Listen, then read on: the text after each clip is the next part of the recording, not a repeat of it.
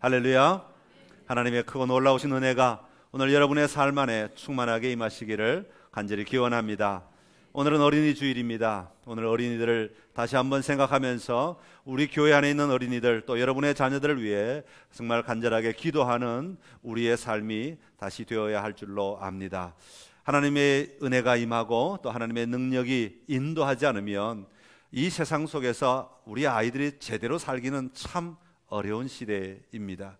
마음을 빼앗기고 또 우리의 삶을 빼앗기고 살아갈 수밖에 없는 참 험난한 삶의 자리가 바로 오늘 우리가 살아가고 있는 이 시대가 아닌가 생각합니다. 이런 시대 가운데서 우리의 자녀들이 하나님의 자녀로서 바르게 자라갈 수 있도록 그들의 삶의 목적이 바르게 성취되도록 우리가 늘 기도하며 나아가야 할 줄로 압니다. 우리 영상 잠깐만 보겠습니다.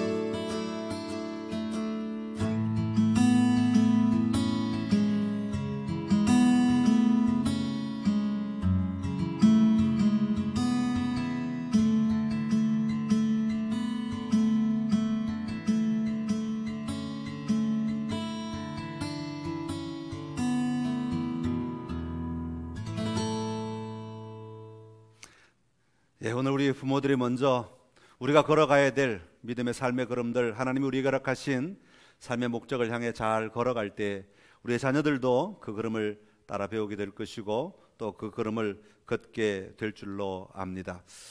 우리는 살아가면서 우리를 향하신 하나님의 부르심, 또 하나님이 우리를 인도하시는 그 인도하심의 자리, 우리 입장에서 보면 우리의 삶의 목적을 결코 놓쳐서는 안 됩니다. 우리의 자녀들을 향하신 삶의 목적들을 보고 안내할 때, 도와줄 때 그 자녀들이 바른 삶을 살아갈 수 있게 될 것입니다.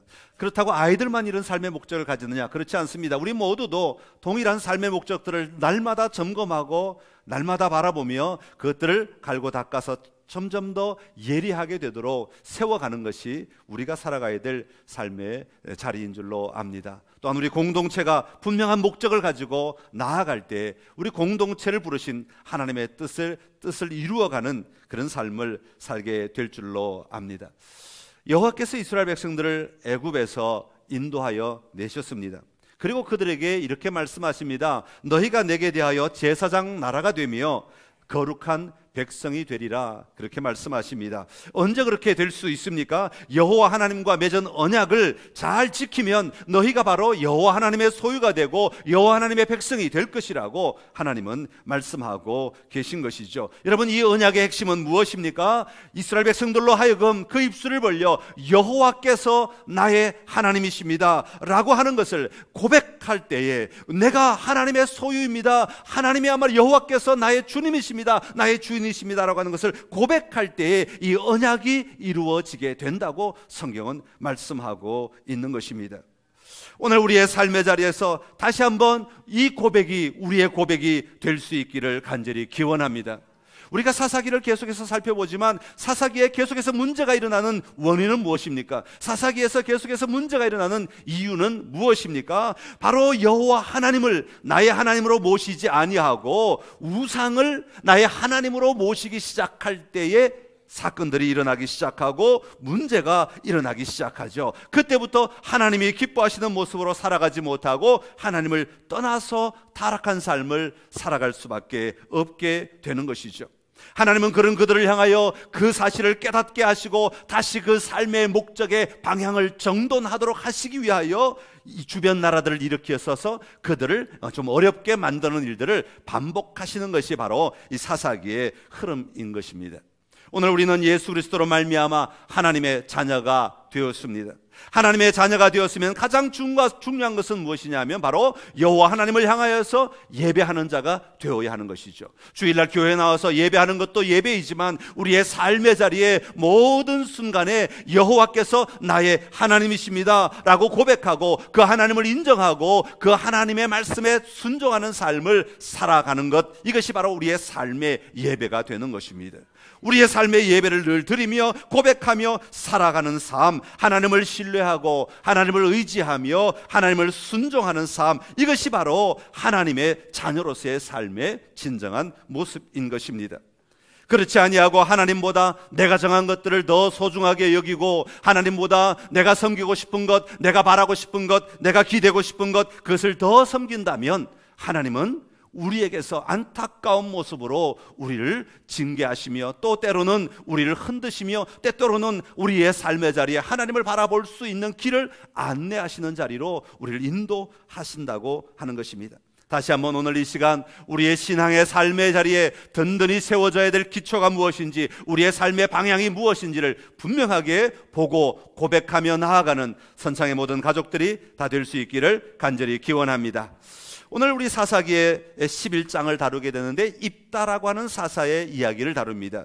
그런데 입다라고 하는 사사의 이야기를 하려면 이 10장 지난주의 뒷부분을 오늘 좀 먼저 다루어야 합니다. 왜냐하면 그것이 배경이 되기 때문에 그렇습니다.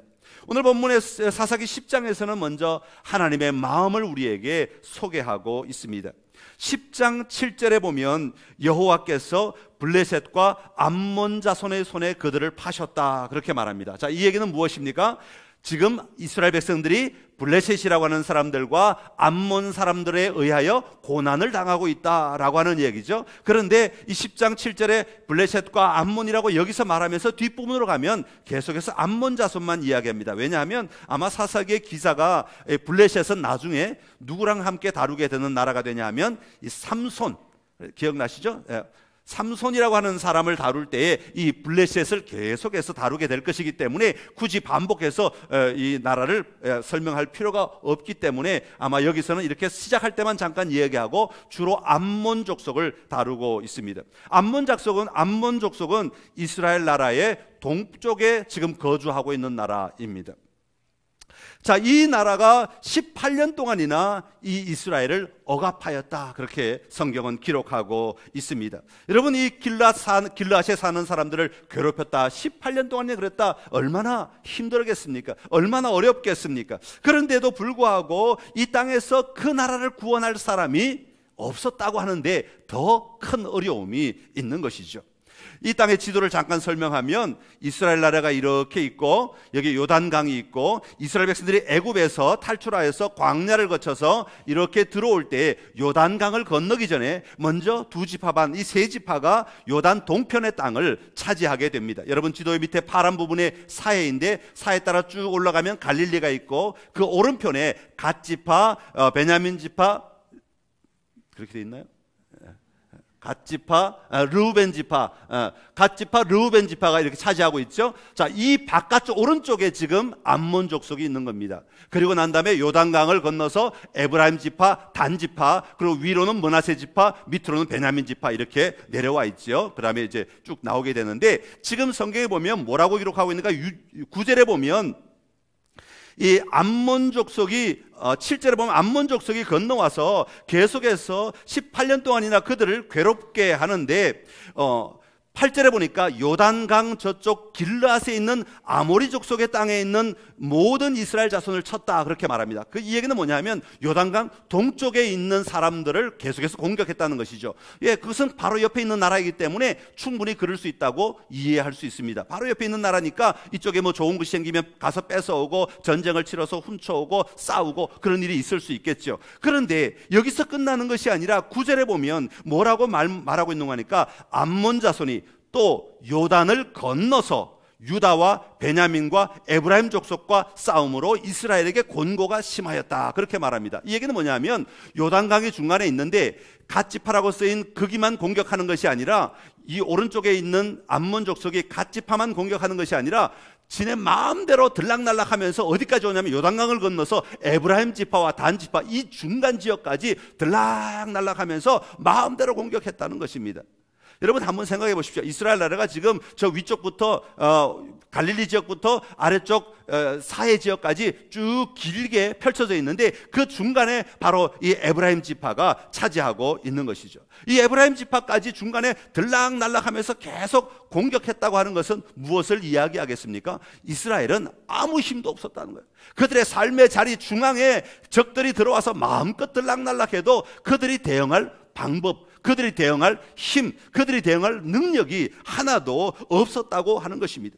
이스라엘의 허리를 마음껏 들락날락하며 공격할 때 그들은 곤고가 심할 수밖에 없었다는 것을 오늘 성경이 배경으로 우리에게 소개하고 있습니다. 사랑하는 성도 여러분, 우리의 삶도 마찬가지입니다.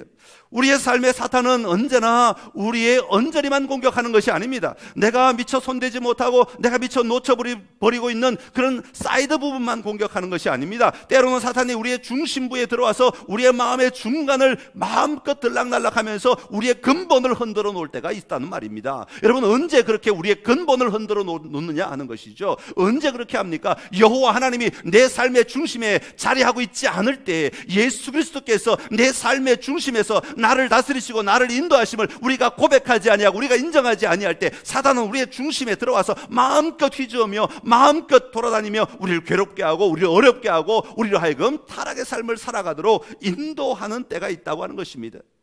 얼마나 안타까운 일입니까? 얼마나 고통스러운 일입니까? 무방비 상태로 있을 때 전혀 힘도 없고 전혀 능력도 없고 전혀 아무런 대응할 방법도 없는 그 자리에 사단은 언제나 그렇게 공격하듯이 이 암몬 족속이 지금 이스라엘을 그렇게 공격하고 있다고 하는 것입니다. 여러분이 이런 이스라엘의 처지가 얼마나 안타까운 상황에 놓여 있는 건지 모릅니다. 오늘 바라기는 우리 선창의 모든 가족들이 다시 한 번 더 예수 그리스도로 말미암아 든든하게 여러분의 삶의 중심에 든든하게 세워져 있는 은혜가 있기를 간절히 기원합니다. 여호와 하나님이 여러분의 삶의 중심에 계셔서 여러분의 모든 삶의 통치가 여호와 하나님으로 말미암아 이루어지는 삶이 끊임없이 이루어지기를 간절히 소망합니다. 그럴 때에 사단이 우리를 공격하지 못하는 것, 조금은 연약함이 있다 할지라도 그것으로 끝나고 말죠. 우리의 중앙이 흔들려서는 안 된다고 하는 것입니다. 자, 이처럼 암몬 족속이 그들의 심장부에 들어와서 괴롭힐 때에 10절에 보니까 10장 10절에 보니까 뭐라고 말하고 있는 거니까 우리 10절 말씀 한번 10장 10절입니다. 같이 한번 읽겠습니다. 이스라엘 자손이 여호와께 부르짖어 이르되 우리가 우리 하나님을 버리고 바알들을 섬김으로 주께 범죄하였나이다 하니.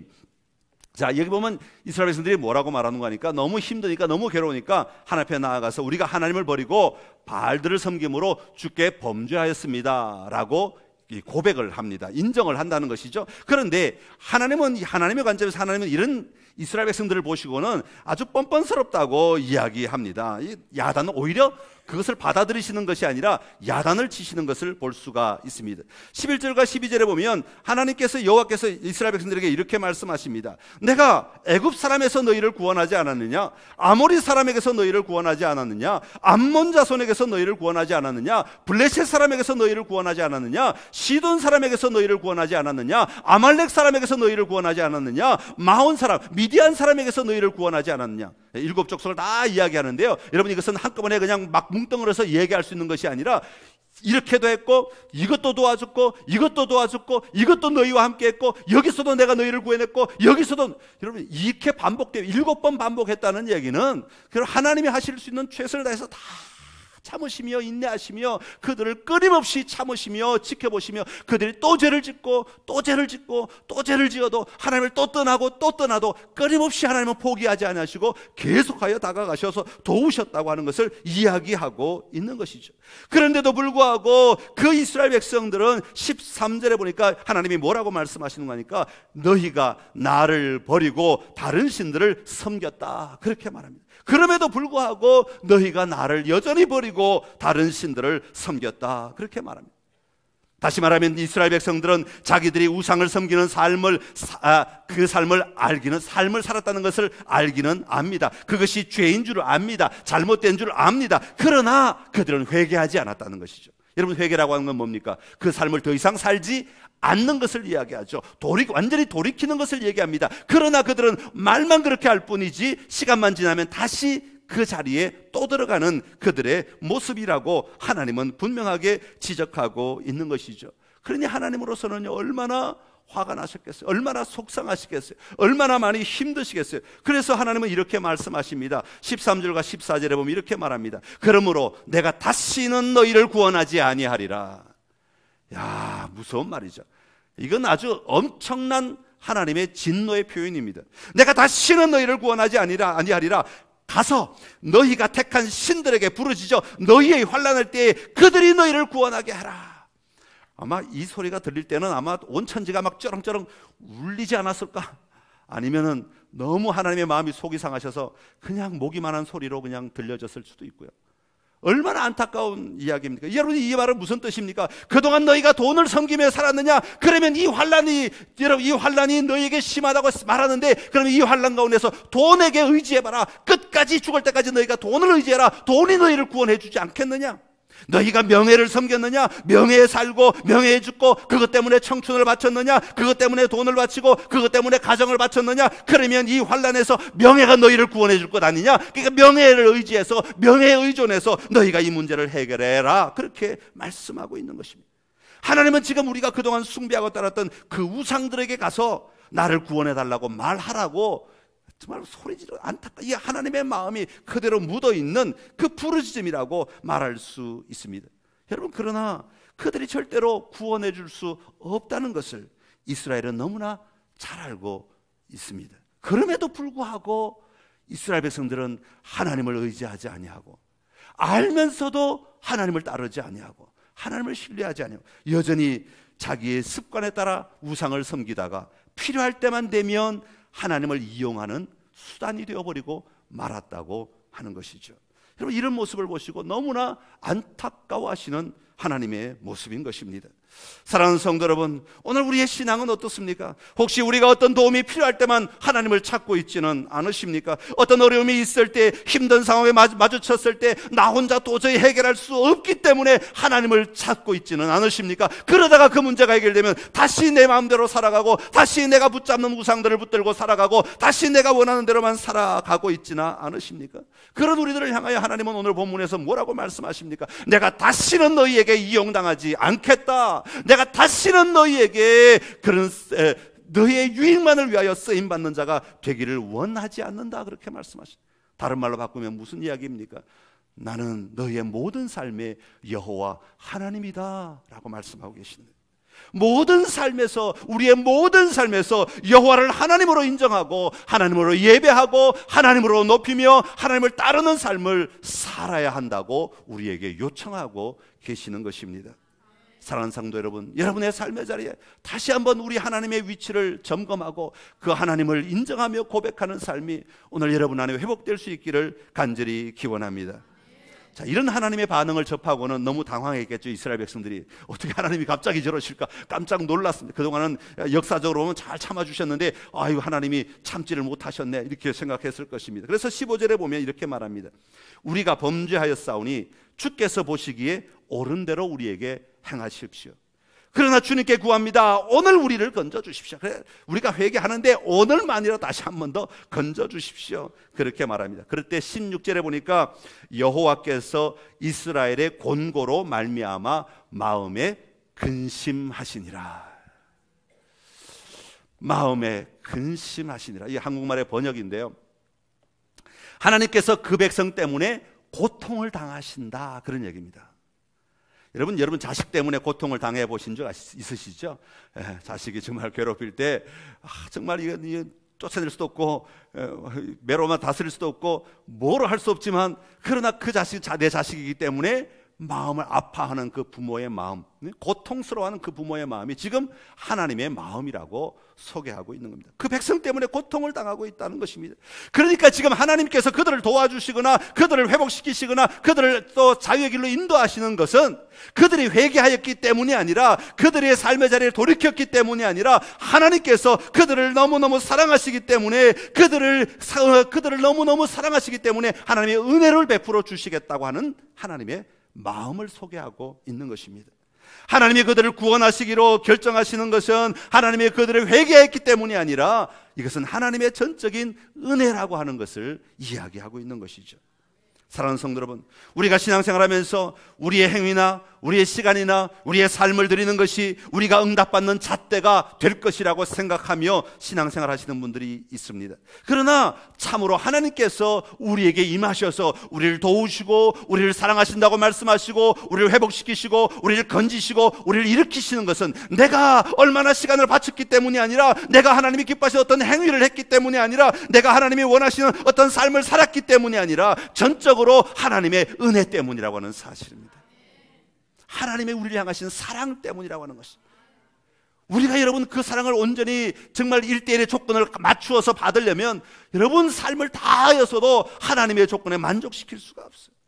하나님의 사랑이 아니면 그 하나님의 은혜를 누릴 수가 없다고 하는 것입니다.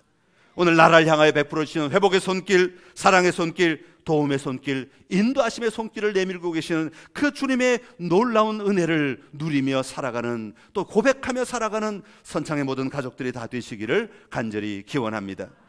자, 그런 다음에 이런 배경 아에서 오늘 11장의 이야기가 시작됩니다. 오늘 11장의 주인공은 바로 입다라고 하는 사람입니다.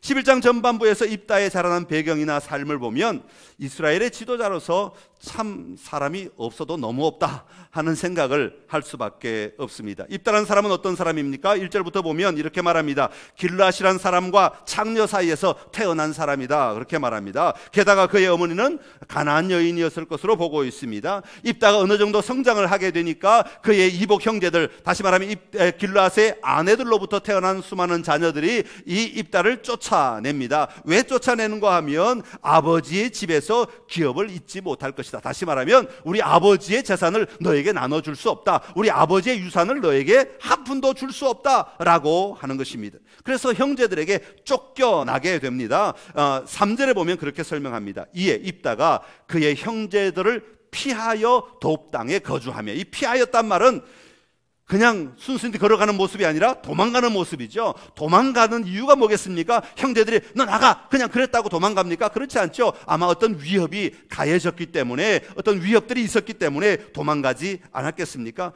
어쨌든 돕 땅이라고 하는 땅으로 도망을 가서 머물게 됩니다. 그런데 거기서 잡류들이 그에게 모여왔단 말이죠. 요즘 말로 하면 잡것들이 다 모였다. 세상에 하여튼 건달들은 다 모여서 모든 인정받지 아니하고 그냥 떠돌아다닐 수밖에 없는 모든 잡것들은 다 모여가지고 한 패거리가 되었다고 하는 것이죠. 우리 이 얘기는 이미 아비멜렉 때 한 번 또 우리가 경험했죠. 아비멜렉이 형제들을 살해하기 위해 모은 사람들이 바로 이 잡류들을 다 모아서 그 제단에서 한 명씩 69명의 아들들을 죽이는 장면이 나오죠. 입다가 자기를 따르는 자들을 데리고, 아마 그들은 틀림없이 좋은 선행을 베풀며 그 잡류들과 산 게 아니라 약탈하며 살았을 것입니다. 그렇죠? 그의 삶이 그냥 남의 것들을 훔치고 몰래 또 약탈하고 빼앗고 어려움을 주고 다른 사람을 힘들게 하는 그런 사람들을 살았을 것입니다. 아비멜렉도 마찬가지이지만 이 입다도 자신의 출생이나 환경을 긍정적으로 뛰어넘지 못하였다라고 하는 것을 성경이 소개하고 있습니다. 여러분, 우리가 하나님 앞에 살아가면서 참 어려운 부분이 바로 이 부분이라고 저는 생각을 합니다. 하나님 앞에 살아가면서 하나님을 내가 믿고, 여호와 하나님을 나의 하나님으로 믿고 예수 그리스도로 말미암아 구원을 받은 우리가 우리의 삶의 환경들을 뛰어넘을 수 있는 힘을 가지는 자가 되어야 할 줄로 압니다. 그것은 어디에서 나오는가 하면 바로 하나님이, 우리의 사람이 가진 힘 플러스 하나님의 도움이 있기 때문에 그렇죠. 우리가 방향을 분명하게 정하고 내가 이 어려움들을 이겨내리라, 내가 이 환경을 극복하리라 하는 도전이 우리 그리스도인들에게 있어야 하는 것이죠. 여러분, 한국 초기에 기독교가 들어올 때에 이 한국 사회는 정말로 그 선교사들이 볼 때는 엉망인 사회였다고 표현합니다. 도무지 이게 사람인지 짐승인지 구분이 안 되는 삶을 살았다는 거예요. 한번 술을 마시면 그냥 정신이 나가가지고 온 동네 방네를 난리판을 만들어 놓고 온 동네가 엉망이 되게 만들고, 가정은 돌보지도 아니하고 가정에 먹을 쌀도 없는데도 막 돌아다니고 떠들고 장난 싸우고 막 이런 일들이 이 땅에 너무 가득하였다는 거예요. 그런 그들에게 예수 그리스도를 소개하는 거죠. 그런 그들에게 예수의 복음이 들어가니까 그들의 삶이 바뀌기 시작하는 거예요. 그래서 이 나라의 개화라고 하는 것들, 문명이 변화되는 일들이 일어나기 시작한 거죠. 자각해야 변화되는 거지, 자각하지 않으면 삶의 변화라는 것은 있을 수 없는 것이죠. 이게 기독교가 처음에 한국 땅에 들어왔을 때 일으킨 놀라운 변화였다고 하는 것이죠. 예수 그리스도가 우리 안에 들어오면 삶의 문제들을 돌파할 힘이 그 안에 일어나게 되는 거죠. 왜요? 예수님이 나를 사랑하심으로 나를 구원하셨기에 거기에 합당한 삶을 살아가야 하는 우리의 삶이 있기 때문에 그래요. 그런데 오늘 본문에 나오는 입다는 여호와 하나님을 바르게 인정하지 않으므로 그 삶의 환경들을 이겨낼 힘들을 가지지 못하였다고 하는 것입니다. 오늘 우리의 삶의 자리에 여러분들 환난 속에 있습니까? 어려움 속에 있습니까? 역경 가운데 있습니까? 바라기는 세상 속에서 끌려서 그냥 부정적으로 그 삶들을 그냥 끌려 들어가는 그런 삶이 아니라 하나님의 능력으로 예수 그리스도의 은혜로 여러분 그 삶을 긍정적으로 돌파하는 은혜가 여러분 모두에게 있기를 간절히 소망합니다. 이것이 그리스도인들의 능력이기 때문에 그렇습니다. 오늘 본문 4절에 보면 암몬 자손의 위협이 점점 더 거해지고 있습니다. 그런데 정작 이스라엘 백성들은 이런 상황 속에서 아무런 대책을 내놓지를 못합니다. 그들의 삶의 중심부를 뒤흔드는 암몬 사람들의 위협에 저항하거나 또 아니면 물리칠 생각을 가진 사람들조차 아예 없었던 것 같습니다. 그러니까 얼마나 사람이 없었는지 이 길앗 장로들이 누구를 찾아가는 거니까 지금 잡것들과 함께 생활하고 있는 이 입다를 찾아가는 거예요. 얼마나 사람이 없었으면. 지금 깡패잖아요. 여러분이 지금 암몬 족속도 무서운 거지만 사실은 이 내부 안에 이런 세력들도 사회를 엉망으로 만들고 있는 원인 가운데 하나가 될 수 있는 그런 사람들이죠. 그런데도 불구하고 그 입다를 데려올 수밖에 없었다 하는 것입니다. 자, 지금 길앗 장로들은 지금 이 문제를 하나님 앞에서 해결하려고 하지 아니하고 그냥 사람의 방법으로 해결하려고 지금 몸부림치면서 시도하고 있는 장면을 우리에게 소개하고 있습니다. 그러면서 6절에 이렇게 말합니다. 6절에 입다에게 뭐라고 말하는가 하니까 우리가 암몬 자손과 싸우려 하니 당신은 와서 우리의 장관이 되라, 그렇게 말합니다. 장관 좋은 거죠. 이 장관은 뭐냐 하면 지휘관이 되라는 얘기입니다. 다시 말하면 요즘 말로 하면 국방부 장관이 되든지 아니면 사령관이 되라, 그런 이야기입니다. 한 군대를 이끄는 대장이 되라, 그런 얘기입니다. 그런데요, 여기에 아주 꼼수가 들어 있습니다. 10장 18절 마지막에 보면 10장 18절 말씀 한번 같이 읽겠습니다. 시작. 길앗 백성과 방백들이 서로 이르되 누가 먼저 나가서 그가 길앗 모든 주민의 머리가 되리라 하시니라. 예. 자, 여기 보면 뭐가 된다고요? 머리가 된다. 머리가 된다는 말은 왕으로 시키겠다, 그 말입니다. 모든 백성들의 통치자가 되게 하겠다는 것이 머리라는 말의 의미이고요. 장관이라고 하는 말은 군대의 대장이 되게 하겠다는 거죠. 이해가 되십니까? 그러니까 어느 게 더 커요? 머리가 더 큰 거예요. 머리가 더 큰 거고 장관은 한 섹션, 한 파트만 맡기겠다는 것입니다. 원래 그들이 계획했던 것은 뭐냐 하면, 원래 그들이 가졌던 전략, 길앗 장로들이 가졌던 전략은 뭐냐 하면, 누구든지 암몬을 향해 전쟁에 나가려고만 하면, 싸워 이기고가 아니야, 나가려고만 하면 뭐 시키겠다고요? 왕을 시키겠다고, 머리가 되게 하겠다고. 그런데 지금 입다를 딱 찾다 사람이 없으니까 마지막으로 입다를 찾아와가지고 입다에게 뭘 제시하는 거예요? 네가 싸움에 나가면 장관이 되게 하겠다. 자, 입다가 그 제안을 듣고는 순순히 받아주느냐? 아닙니다. 이미 정치를 배웠어요. 그 바깥 세계에서 정치가 뭔지를 이미 배웠어요. 그래가지고 어떻게 해야 살아남을 수 있는지, 어떻게 해야 내가 더 큰 권력을 가질 수 있는지를 이미 몸으로 체득한 사람입니다. 그래서 그 제안을 거부하게 되죠. 전에는 나를 미워하고 쫓아내더니 이제는 환난을 당하였다고 나에게 왔느냐고 오히려 큰 소리 칩니다. 그랬더니 큰 소리 치면 또 움찔하는 사람들이 있죠. 길앗 장로들이 움찔하고는 8절에 보니까 뭐라고 제안을 합니까? 그리하면, 8절 끝에 보면 그리하면 당신이 우리 길앗 모든 주민의 머리가 되리라. 정치에 벌써 입다가 길앗 장로보다 정치에서 한 수 위가 되어 있는 그런 상황입니다. 그래서 머리가 되겠다. 그때 이제 이 입다가 그 제안에 솔깃하게 반응을 하고 받아들이게 되죠. 그래서 그는 이 이스라엘의 머리와 장관과 머리가 되었다. 그렇게 성경은 이야기하고 있습니다. 그런데 중요한 것이 있습니다. 자, 그가 이스라엘의 대표 리더가 되기까지 하나님은 뭘 하셨느냐는 것이죠. 하나님은 아무 일도 하지 않으셨습니다. 누가 만든 거예요? 사람이 만든 것이라.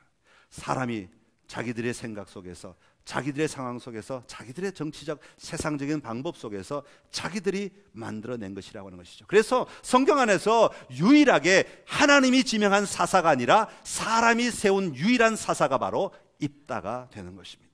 사람이 세운 사사는 하나님이 원하시는 사사의 모습을 갖출 수가 없겠지요. 그러다 보니까 입다는 사람이 세운 사사답게 사람의 계략과 사람의 방법과 사람의 마음으로 그 땅을 다스리게 되는 것을 볼 수가 있습니다. 다시 말하면 그 땅이 존재해야 하는 목적과 그 사람의 통치자가 감당해야 될 목적이 맞지 않게 되었다는 것이죠. 전혀 다른 목적을 가지고 리더가 되어버렸다고 하는 것입니다. 사랑하는 성도 여러분, 길앗 장로들은 하나님 앞에 엎드리는 대신에 자기들의 머리를 써서 입다를 이용하려고 하였습니다. 그러나 정작 입다는 그들보다 훨씬 높은 정치적 고수가 되어버렸습니다. 세상에서 나뒹굴면서 정치적으로 어떻게 해야 자기가 살아남을 수 있는지를 이미 체득한 사람이라는 것이죠. 이런 식으로 하나님을 기다리지 못하고 조급함 때문에 사람이 사사를 세우게 될 때 그것에는 엄청난 대가를 치러야 함을 이 11장 이후에 성경이 계속해서 우리에게 말씀해 주고 있는 것입니다. 여러분 오늘 어떻게 이 땅의 삶을 살아가고 계십니까? 내가 생각할 때는, 내 인간적으로 볼 때는 급하고 정말 위급해서 내가 내 방법으로, 세상 사람들의 방법으로 무언가 하고 싶을 때가 얼마나 많이 있습니까? 그러나 하나님은 그럴 때라도 하나님 앞에 엎드리고 하나님의 음성을 듣고 하나님의 말씀을 새기며 하나님의 뜻을 구하라고 우리에게 요청하고 계신다고 하는 것이죠. 여러분, 오늘 우리가 살고 있는 이 세상은요, 온통 정치판입니다. 정치는 여의도에만 있는 줄 알았는데 그게 아니에요. 어디에나 정치가 있어요. 물론 세상 사람들이 사업을 하거나 여러 가지 삶을 살다 보면 적절한 정치는 필요하다고 생각을 합니다. 그러나 정작 정치가 있지 않아야 될 곳에도 정치가 지배하고 있는 사회 풍조가 되어버렸다고 하는 것이죠. 교회 안에도 정치가 교회를 이끌어간다면 여러분, 이 교회는 누구에 의하여 움직이는 교회가 되겠습니까? 사람에 의하여 움직이는 교회가 될 수밖에 없습니다. 여러분, 학교가 정치에 의해서 움직여간다면 그 땅에서 어떻게 하나님의 인자들이, 기독교 학교에서 하나님의 인자들이 태어날 수가 있겠습니까? 어떤 모임에 가든지 정치가 앞서 있고 정치 논리가 앞서 있다면 여러분, 그 속에서 어떻게 하나님의 일들을 우리가 기다릴 수 있고 하나님의 뜻을 구할 수 있고 하나님의 마음을 알아갈 수가 있겠는가 하는 것이죠. 우리 그리스도인들이 다시 한번 좀 더 순수하게 하나님 앞에 서는 은혜가 우리에게 회복되어야 할 줄로 믿습니다. 특별히 이 시대 가운데서 세상이 아무리 정치적으로 우리를 억압하고 우리를 어렵게 하고 우리의 삶을 이끌어간다 할지라도 우리의 믿음은 여전히 어린아이와 같이 순수한 신앙을 회복하는 것이 우리가 진짜 살 길임을 다시 한번 기억해야 하는 것입니다. 세상이 정치적으로 나오니까 우리도 정치적으로 반응하고 우리도 정치적으로 힘을 길러야만 우리가 살아갈 수 있다. 아니요, 그렇지 않습니다. 오히려 기독교인다운 삶을 보여줄 때 오히려 세상이 우리를 향하여 절하게 되는 날이 오게 될 것입니다. 우리가 아무리 정치적 힘을 길러봐야 정치꾼들보다는 절대로 앞설 수가 없습니다. 절대로 앞설 수가 없습니다. 정치적으로 우리가 그들을 우리 앞에 무릎을 꿇게 할 수는 없는 것이죠. 하나님의 능력이, 하나님의 이름이 오늘 세상을 우리 앞에 무릎 꿇게 하여야 하는 것입니다. 오늘 다시 한번 이 시대 가운데 우리를 부르신 하나님의 뜻을 바라봅시다. 우리를 향하신 하나님의 목적을 바라보고 우리가 지금 어디로 가고 있는가, 그 목적을 향하여 바르게 가고 있는가, 그렇지 아니한가를 우리가 점검해야 할 줄로 믿습니다. 사람이 세운 사사가 아니라 아무리 조급하고 위급하다 할지라도 하나님이 세운 사사로 쓰임받는 사랑하는 선창의 모든 가족들이 다 되시기를 간절히 기원합니다. 기도하겠습니다. 참 좋으신 우리 하나님 아버지, 오늘 입다의 이야기를 통하여서 오늘 우리 시대의 삶을 돌아보았습니다. 하나님, 참 어렵고 혼돈스러운 이 시대 가운데 어떻게 살아야 하나님의 사람으로 잘 사는 것인지 우리가 매우 혼란스러워하고 어려워합니다. 그러나 오늘 입다의 이야기를 통해 다시 한 번 더 하나님 우리에게 말씀하시는 것은 하나님 앞에 여호와 하나님을 다시 한번 바라보고 그 하나님을 의지하고 그 하나님을 신뢰하며 그 하나님 안에서 온전한 승리의 키트를 잡아야 한다고 말씀하시는 줄로 압니다. 하나님, 다시 한번 우리의 믿음을 고백하게 하시고 다시 한번 우리의 삶의 자리에 근거들을 세워나가게 하여 주옵시고 다시 한번 우리의 삶의 목적들을 분명하게 하며 그 목적을 이루기 위한 방법들을 하나님 안에서 이루어 나갈 수 있도록 은혜를 베풀어 주시옵소서. 그리하여 하나님이 세우시는 사람, 하나님이 세우시는 삶, 하나님이 세워가시는 교회, 하나님이 세워가시는 이 나라의 민족이 되게 하여 주옵소서. 예수님의 이름으로 기도드리옵나이다. 아멘.